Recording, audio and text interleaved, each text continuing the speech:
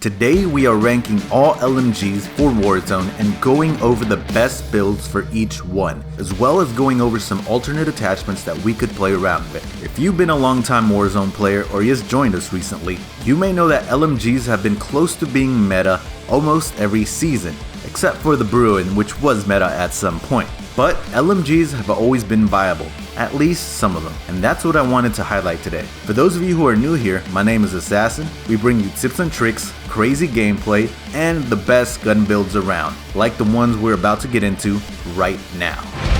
Welcome to the Thunderdome, number 7. We're starting off the list with the highest damage dealing LMG, the MG34. It has the fastest time to kill out of all LMGs, but if that's the case, why is it ranked dead last? That's because it has a speed that makes you feel like you're playing in slow motion, a reload speed of 9 seconds for a 50 round mag, Yuck! and enough recoil to give you motion sickness. What the heck? And to be honest, that recoil makes this gun unusable at long range. No joke. The popular build for the MG34 is one with the monolithic suppressor, the brute barrel, the VOK optic, the commando foregrip, and the 100 round belt. I don't think this gun is viable in solos, but if you're running with a team and you kind of tend to patrol an area, do some recons, hold down a position, you could actually find a lot of success with this gun. As long as you're ADSing before you peek a corner, things like that, that's where this gun really shines. That's where you could melt people. Because again, this gun has the highest DPS of all LMGs. So, yeah, moving on. Tiggle Anime Biddies, number 6. At number 6, we have the SA87. This is the third fastest killing LMG, and second when we're talking about long range. The recoil is hard to learn, and the ADS speed is less than favorable. There are attachments that could help with this, but this is Warzone. And in Warzone, you need a suppressor and a magazine count that is bigger than 30 rounds. So you're not going to have enough attachments to really balance out this gun where it's really viable. You're always going to fall somewhere in the middle with not really getting the recoil control you want or the ADS speed you want. And that build is one with the monolithic suppressor, the 25.4 factory barrel, VOK optic, commando foregrip, and the 60 round mags. You could substitute the commando for the range of foregrip, which I personally do, or the factory barrel for attack laser if you want this to be more of a mid-range monster. But that's not taking advantage of the gun's strength. And because you can't take advantage of the gun's strength without sacrificing a lot of stealth or a lot of speed, the SA87 gets to stay here at number 6. Yeah, I'll take a hot dog with some jalapenos on it, number 5. At number 5, we have the Holger, the LMG that fails at being an LMG, but is actually really close to being an assault rifle. So, how does it stack up against other assault rifles? Well, unfortunately, it fails at that too. When it comes to close to mid-range, the Holger actually has the third slowest time to kill, but things only get worse from there. At long range, the Holger actually becomes the slowest killing LMG. And another negative is that the Holger doesn't have a barrel that extends its range, so you have a very limited window where it's not one of the slowest killing guns in the game. But its saving grace is its handling speed, and that's what makes it more like an assault rifle. So what we're going to want to do with the build is optimize its recoil control and its speed. And the way you're going to want to do that is by running the monolithic suppressor, the TAC laser, FSS integral reflex sight, the no stock attachment, and the Merc foregrip. You could switch the no stock attachment for the stipple grip tape if you're finding you need a little more help with the recoil control, but I also do highly recommend pairing this with a sniper. This gun is fast enough to cover you to short to mid range, but at long range, as I said, this gun is truly abysmal. For me, Holger's at number 5. I would prefer it over the SA87, but I would prefer every other gun on this list that's above it. So, let's move on. Drugs are bad. Okay. Number 4. Next, we have the M91.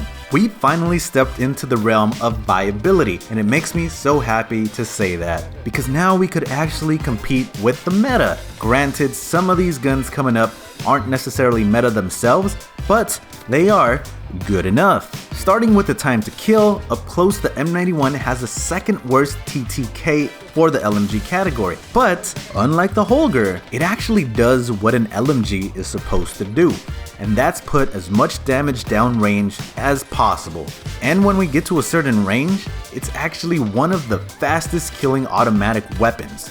You'll want to build the M91 with the monolithic suppressor, the M91 heavy barrel, the tac laser, the VOK optic, and the Ranger foregrip. So what's the catch? Well, to be honest, there's not really a catch. It has a decent ADS speed, really controllable recoil, and when it comes to reload speed, it's actually pretty okay, especially when we're talking about an LMG. But the only reason it's not higher on the list is because number 1 on this list literally does everything better. There's no way around it. They're coming in through the back door. Number 3. At number 3, I bring you the Fin. And it's special because depending on the barrel attachment you use, you can change the rate of fire, damage, and recoil for the gun. And to be honest, it makes the gun feel like a completely different weapon. We'll start by talking about the Advantage Barrel build. When we talk about the time to kill for this build, it's actually in the middle of the pack. However, the Fin's time to kill isn't the entire story. Specifically with the Advantage Barrel, it actually has the easiest recoil pattern to control in the game, in my opinion, and in a lot of other people's opinion, and in the testing. And yeah, that's about it. But where this actually matters more is at long range, because it is still a laser beam. That means for most people, you're actually going to be killing a lot faster with the Fin because you'll actually be hitting most of your shots. But one surprising negative is that the Fin doesn't have a headshot multiplier. My guess is that the devs decided to balance out the laser beam-like recoil by capping the damage. The way you're going to want to build this version of the Fin is by using the monolithic suppressor, the XRK longshot Advantage barrel, the tac laser, the VOK optic, and the no stock attachment. If you feel that the no stock attachment throws off your recoil, I do recommend putting on the Ranger or Commando foregrip instead. This gun is forgiving to use and very easy. If you have issues with aim, I highly recommend this build. You'll see your KD rise. The second way you're going to build the Fin is by using the adverse barrels. This improves the Fin's time to kill to be the second best. The one thing to note about the adverse barrels is that they increase recoil a lot. And because of that, I don't think the gun is really viable long range. But that's okay, because if you're going to be running this gun, it's because you're going to be wanting to dominate opponents mid-range. And that's what this gun does. And the way to do that is by running the monolithic suppressor, the XRK longshot adverse barrel, the tac laser, the Corp Combat hollow sight with that blue dot. That sweet blue dot. And the Commando foregrip. The children. Save the children. Number 2. At number 2, we have the old king of the castle, the Bruen. Once an extremely high damage dealing LMG and a long range beast, but now it's just a good substitute for an assault rifle. The time to kill for the Bruen is second last in the LMG category, and when compared to assault rifles, it's actually dead last. When we're talking about close range. When we're talking about mid-range, it actually outpaces every single assault rifle in the game. The Bruen has controllable recoil and pretty decent handling speed. The way to run the Bruen is with the monolithic suppressor, the summit barrel, the tac laser, VOK optic, and the 60 round mags. You can switch the tac laser for the Commando foregrip if you feel like you need a little bit of extra recoil control. I gotta say, even since the nerfs, this gun is still pretty good. Anyway, I started blasting. Number 1. At number 1, we have the crown jewel of the LMG category, the PKM. One of my favorite guns in the game. When you shoot enemies, it feels like they just melt away. I'm surprised enemies don't blow up on death. The TTK for the PKM is top tier. Out of all the meta weapons, it's only beat by the AMAX, but only up until 30 meters, and after that nothing competes. The PKM is undeniably a powerhouse in Warzone. The negatives you gotta be aware of is that it does have the slow reload speed, and you will have slow movement speed.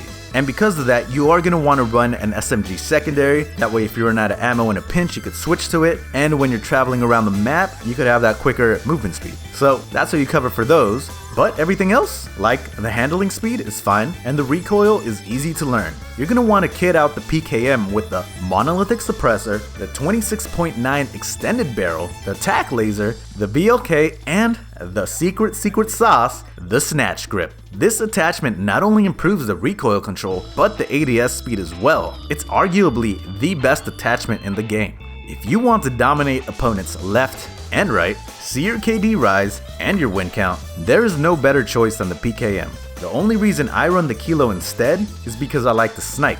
And like I said, you need an SMG secondary for the PKM. But if I did prefer having an SMG secondary, I would use the PKM, no questions asked. So, what about you guys? What LMGs do you have in your rotation? Do you run any of these guns with different attachments? Let me know down in the comments, and make sure to like and subscribe for more Warzone content like this. Hasta la vista, baby.